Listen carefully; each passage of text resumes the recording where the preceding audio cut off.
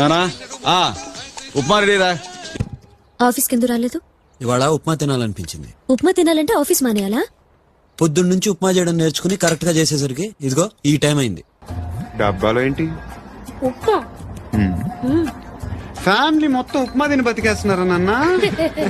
మా బాబుకి జీడిపప్పు ఉప్మా అంటే ఇష్టం, కానీ బాబు గారికి ఉప్మాలో ఉన్న జీడిపప్పు అంటే ఇష్టం. జీడిపప్పు ఉప్మా టేస్ట్ చేసి ఎలా ఉందో టెక్స్ట్ చేయి.